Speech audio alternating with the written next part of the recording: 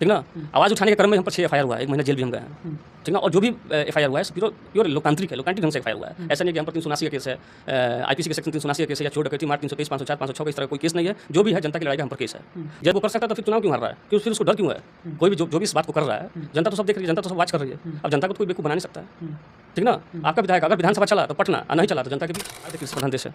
और यहाँ पे लगभग 70% 80% लोग 70 से 80% लोग कृषि पर आधारित हैं। पूरा भारत कृषि पर आधारित है। और जिसमें हमारा बिहार भी अछूता नहीं, क्योंकि बिहार में कृषि एक ऐसा सेक्टर है, एग्रीकल्चर एक ऐसा सेक्टर है जहाँ पर ज़्यादा से ज़्यादा लोग यहाँ पर काम करते हैं। बने हमको लगे, उनको लगे, जनता को लगे, किसी भी आदमी को, किसी भी मरीज को, किसी भी आदमी को ये लगे कि नहीं हमारा कोई गार्जियन है, पटना में हमारा गार्जियन बैठा हुआ है, अगर हमको कोई दिक्कत परेशानी तो मेरा गार्जियन वहाँ हमको संभालेगा। हम उस रूप में आना चाहते हैं। बहुत ऐसे पेशेंट हैं जिनके पास पैसा नहीं और सरकारी सहायता उनको उस समय मिल नहीं पा रही है, एट ए टाइम उस समय मिल नहीं पा रही है, तो उस समय वो कहाँ जाए। तो विधायक का मतलब ये नहीं, विधायक का मतलब गार्जियन चुन रहे हैं। तो हम ऐसा गार्जियन अपने जनता के लिए बनना चाहते हैं कि जब हम मैंने लगे कि नहीं हमारा कोई गार्जियन है। नमस्कार, प्रणाम, हम व्यास जी और आप लोग देख रहे हैं SB4 बिहार न्यूज। अभी हमारे साथ दिनेश सिंह सूर्या जी उपस्थित हैं, जो कि डुमरांव विधानसभा प्रत्याशी हैं। डुमरांव प्रखंड बहुत दिन से, यानी लगभग 15 वर्ष से नहर के पानी की समस्या से जूझ रही है। अभी तक कोई भी प्रतिनिधि हो या कोई भी विधायक हो, कोई भी सांसद हो, इस चीज़ पे ध्यान नहीं दिए। उसी सिलसिले में आज बात करने वाले हैं दिनेश सिंह सूर्या, डुमरांव विधानसभा प्रत्याशी जो हैं कि 2025 में लड़ने जा रहे हैं। सबसे पहले आपसे ये जानने के प्रयास करेंगे कि लगभग 15 बरस से डुमरांव प्रखंड के जो नहरें हैं सूखी पड़ी है, इसमें पानी का समस्या जो है, पानी की समस्या से जो है कि बहुत किसान जो है कि जूझ रहे हैं। अभी तक इसके बारे में कोई भी प्रतिनिधि आगे क्यों नहीं है, इसके बारे में कोई जो है कि आवाज़ अभी तक क्यों नहीं उठाया। देखिए, सबसे पहले आपके चैनल पर आपको बहुत बहुत धन्यवाद, और आपके देखने वाले जितने भी दर्शक हैं उनको भी बहुत बहुत धन्यवाद। आपका जो क्वेश्चन है बहुत ही सही क्वेश्चन है कि नहर में पानी की व्यवस्था अब तक नहीं हो पा रही है, और जिससे किसानों को बहुत ज़्यादा परेशानी का सामना करना पड़ रहा है।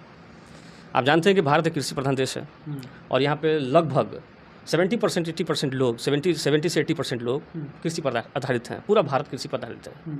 और जिसमें हमारा बिहार भी अछूता नहीं, क्योंकि बिहार में कृषि एक ऐसा सेक्टर है, एग्रीकल्चर एक ऐसा सेक्टर है जहाँ पर ज़्यादा से ज़्यादा लोग यहाँ पर काम कर रहे हैं इसी सेक्टर में। क्योंकि आप देख रहे हैं यहाँ पर तो बालू और खेती के बाद बालू के अलावा यहाँ पर तो कुछ है नहीं, यानी फैक्ट्री की यहाँ पर हो नहीं रही है। पलायन का जो है, लोग पलायन कर रहे हैं यहाँ से, रोजगार की समस्या बनी हुई है। तो कृषि एक ऐसा सेक्टर है जहाँ पर सभी लोग मतलब कि यहाँ पर एडजस्ट हुए हैं, और बहुत लोग कृषि में ही अपने एनर्जी को लगा रहे हैं। तो नहर की जो समस्या ये बहुत दिन से समस्या, हम लोग भी जब जिस समय छोटे थे बहुत दिन से सुन रहे थे इस मुद्दा को कि भाई बहुत सारे विधायकों ने इस पर आवाज़ उठाया है, क्या क्या किया नहीं किया, इस पर हम जाना नहीं चाहेंगे। मान लीजिए इससे पूर्व भी जो विधायक हैं आप उनसे जाके पूछ सकते हैं कि आखिर इसमें क्या ऐसा फॉल्ट था, क्या ऐसा चीज़ है कि अब तक की वहाँ पर जो मलई बराज में एक बांध बनने वाला था वो अब तक नहीं बन रहा। आप पूर्व के विधायकों से आप पूछ सकते हैं उनके। अब उनका तो हम प्रवक्ता है नहीं कि उनके बारे में हम बता दें या क्या इसमें फॉल्ट है, उनमें ऐसे क्या हो सकता है, उनका मैनिफेस्टो में इस तरह का बात नहीं हो, जो भी कारण हो वो उनका क्वेश्चन है वो बताएंगे। लेकिन हम देखिए ज़्यादा झूठ बोलने वाले आदमी नहीं है। 2-4 चीज़ पे हमारा कंट्रोल, हम जब विधायक बनेंगे 2-4 चीज़ 5 चीज़ ऐसा चीज़ है जिसका एकदम 100% गारंटी है। अच्छा, जनता का कहना है, कुछ जनता कहना है कि माननीय ददन पहलवान जब विधायक बने थे तो उस टाइम जनता से जो है कि वादा किए थे कि हम जो है कि पानी लाने के काम करेंगे, लेकिन वो नाकाम रहे। मतलब पानी नहीं लाए, फिर भी उनका 5 साल जो है कि ख़त्म हो चुका है। ठीक है, तो आप ददन पहलवान से क्वेश्चन कीजिए।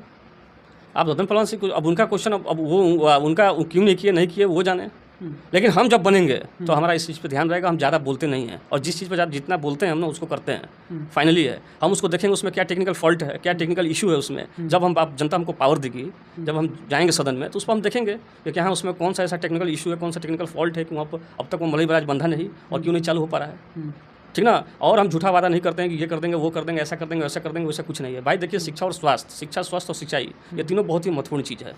आखिर आप जो है कि डुमरांव विधानसभा से चुनाव लड़ने जा रहे हैं, डुमरांव विधानसभा के जो जनता है मतलब क्यों आपको चुनेगी? हमको इसलिए चुनेगी क्योंकि आज तक ऐसा कोई भी सेक्टर नहीं है, कोई ऐसा मुद्दा नहीं जिस पर हमने आवाज़ नहीं उठाया हो, ठीक ना। आवाज़ उठाने के क्रम में हम पर 6 FIR हुआ है, 1 महीना जेल भी हम गए हैं, ठीक ना। और जो भी FIR हुआ है प्योर लोकतांत्रिक है, लोकतांत्रिक ढंग से FIR हुआ है। ऐसा नहीं है कि हम पर 379 का केस है, IPC के सेक्शन 379 का केस है, या चोर डकैती मार 323, 504, 506 का इस तरह का कोई केस नहीं है। जो भी है जनता की लड़ाई का हम पर केस है, और जनता हमको जानती है। जो हमको जानते हैं वो जानते हैं कि भाई इसका कंसेप्ट बहुत क्लियर रहता है। ये जिस चीज़ पर बोलता है उस चीज़ को वादा जो करेगा वो पूरा करेगा ही। अभी आप हाथ में एक पम्पलेट लिए हैं, क्या है ये चीज़? ये एक मेरा मैनिफेस्टो है, दिखाइए थोड़ा। ये आपका मैनिफेस्टो है, इसमें लिखा गया है कि किसी भी व्यक्ति को दुखित नहीं देखा जाएगा। इसका मतलब क्या है? हाँ, इसमें इसमें कहने का मतलब ये है कि किसी भी व्यक्ति को दुखी होते नहीं देखा जाएगा। आप देखते होंगे कि अभी जो हमारा जो सिस्टम है, जो भी हमारा सिस्टम अभी पूर्णतः तैयार नहीं है। जैसे मान लें कि कोई रोगी है, कोई रोगी आपको दिल्ली उसको ले जाना है, दिल्ली में उसका इलाज होना है, तो हमारा सिस्टम उस तरह का नहीं है कि उसको जैसे दिल्ली एम्स में जल्दी उसका इलाज हो जाए। आपको वहाँ पर सोर्स लगाना पड़ता है, सोर्स लगाना किसी के माध्यम से, किसी सांसद या किसी विधायक के माध्यम से या मुख्यमंत्री के माध्यम से आपको वहाँ पर जाना होता है, तब आपका इलाज होगा। ये बहुत ही दुर्भाग्यपूर्ण है, ये हम पर बीता हुआ है, आप बीती है, तो उसको ज़्यादा डिस्क्लोज नहीं करेंगे। लेकिन आपको अगर जब तक विधायक और सांसद का चक्कर नहीं काटिएगा, तो उस कंडीशन में आपका विधायक आपके साथ खड़ा होगा। या आप पटना में जाइए या दिल्ली में जाइए, आपका विधायक आपके साथ खड़ा है, चाहे आर्थिक रूप से हो, चाहे पैरवी रूप से हो, चाहे राजनीतिक रूप से हो, आपका विधायक आपके साथ खड़ा होगा। एक चीज़ इसमें और है कि इसमें लिखा गया है कि पैसे के अभाव में किसी मरीज को मरने नहीं दिया जाएगा। इसका मतलब क्या है? पैसे के अभाव में किसी भी मरीज को मरने नहीं दिया जाएगा। आप बहुत ऐसे पूरे विधानसभा में, चाहे बहुत बाहर के विधानसभाओं में आप देखते होंगे, विधानसभा क्षेत्र में, कि बहुत ऐसे पेशेंट हैं जिनके पास पैसा नहीं है और सरकारी सहायता उनको उस समय मिल नहीं पा रही है, एट ए टाइम उस समय मिल नहीं पा रही है, तो उस समय वो कहाँ जाए? तो विधायक का मतलब ये नहीं, विधायक का मतलब गार्जियन चुन रहे हैं। तो हम ऐसा गार्जियन अपने जनता के लिए बनना चाहते हैं कि जब हम लगे कि नहीं हमारा कोई गार्जियन है, हम जब विधायक बने तो हमको लगे, उनको लगे, जनता को ये लगे, किसी भी आदमी को, किसी भी मरीज को, किसी भी आदमी को ये लगे कि नहीं हमारा कोई गार्जियन है, पटना में हमारा गार्जियन बैठा हुआ है। अगर हमको कोई दिक्कत परेशानी है तो मेरा गार्जियन वहाँ हमको संभालेगा। हम उस रूप में आना चाहते हैं। और एक इसमें है कि आपका विधायक आपके हर एक दुख सुख में साथ रहेगा। आपका कोई भी दुख सुख हो, चाहे आपके यहाँ सुखी हो, ये चीज़ तो कोई भी कर सकता है, कोई भी विधायक कर सकता है। कि आप देख लीजिए, जब वो कर सकता है तो फिर चुनाव क्यों हार रहा है? क्यों फिर उसको डर क्यों है? कोई भी जो भी इस बात को कर रहा है, जनता तो सब देख रही है, जनता तो सब वॉच कर रही है। अब जनता को तो कोई बेवकूफ़ बना नहीं सकता है, ठीक ना? आपका विधायक अगर विधानसभा चला तो पटना और नहीं चला तो जनता के बीच। इसमें एक और है, शिक्षा और स्वास्थ्य को दुरुस्त किया जाएगा। इसका मतलब क्या है? शिक्षा और चिकित्सा को, शिक्षा और स्वास्थ्य को दुरुस्त करने का मतलब इन द सेंस ये है कि आप देख लीजिए, दो तरह की शिक्षा प्रणाली है। एक गरीब का बच्चा सरकारी स्कूल में पढ़ रहा है और एक अमीर का बच्चा जिसके पास पैसा है वो प्राइवेट स्कूल में पढ़ रहा है।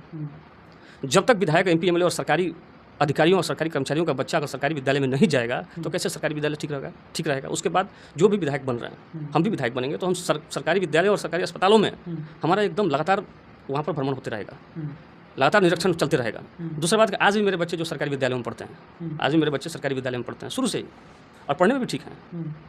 लेकिन हम ये पूछना चाह रहे हैं कि हमारे इस देश के या हमारे इस राज्य के जो विधायक हैं, सांसद हैं या जो कर्मचारी हैं, अधिकारी हैं, उनका बच्चा सरकारी विद्यालय में क्यों नहीं पढ़ रहा है? और ये जिस दिन ठीक हो जाएगा, एकल शिक्षा प्रणाली अगर पद्धति अगर लागू हो जाएगी, वन एजुकेशन सिस्टम अगर जिस दिन लागू हो जाएगा कि सरकारी कर्मचारी का बच्चा, विधायक का बच्चा और एक आम आदमी का बच्चा भी अगर सरकारी विद्यालय में पढ़ना स्टार्ट कर दे, उस दिन सड़क पर गड्ढा नहीं रहेगा।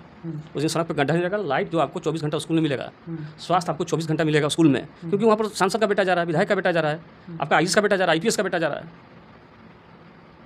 तो वहाँ पर हम आवाज़ उठाएंगे इस चीज़ को पुरजोर तरीक़ा से, और हमारे लेवल पे विधायक बनने के बाद हमारे लेवल पे जो भी करना होगा हम उससे पीछे नहीं हटेंगे। चलिए, आपका इतना कीमती समय देने के लिए बहुत बहुत धन्यवाद। और आप लोग का क्या विचार है कमेंट बॉक्स में ज़रूर बताइएगा। तब तक के लिए जय हिंद।